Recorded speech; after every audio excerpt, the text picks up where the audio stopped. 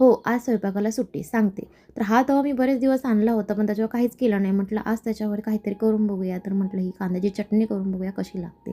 तर तोंडी लावण्यासाठी मी छान अशी ही कांद्याची चटणी केलेली होती.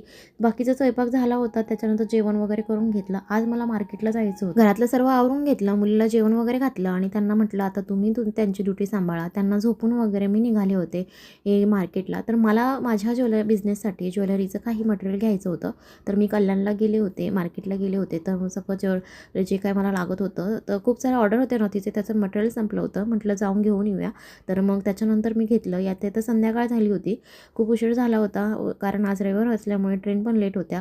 तर आपल्याला जेवणाला सुट्टी असली तरी मिस्टरांसाठी मात्र डबा करावा लागणार होता, कारण की त्यांच्या साठी तर करावंच लागणार. म्हणून ही त्यांच्यासाठी भाजी आणि भाकरी केली होती. त्यांचा टिफिन पॅक केला.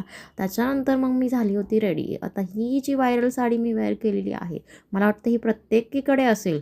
तर आज मी ही साडी वेअर करून मस्तपैकी जाणार होते बड्डे पार्टीसाठी. तर हो, माझ्या मैत्रिणीच्या मुलाचा बड्डे होता. तर हा तो बड्डे बॉय आहे.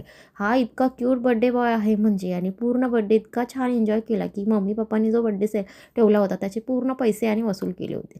तर छान असं मस्त त्यांनी ट्युनिंग केलं होतं ब्लॅकमध्ये.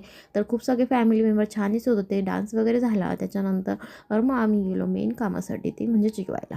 नाव ऐकलं स्वयंपाकाला सुट्टी म्हटल्यावर आपल्या बायकांना इतका आनंद होतो की वाव, ऐकूनच छान वाटतं. तर हो, कधीतरी असं छान वाटतं एक दिवस स्वयंपाकाला सुट्टी मिळाली तर. छान आता आम्ही एन्जॉय एन्जॉय करतो. तोपर्यंत भेटू नेक्स्ट ब्लॉगने. तोपर्यंत बाय.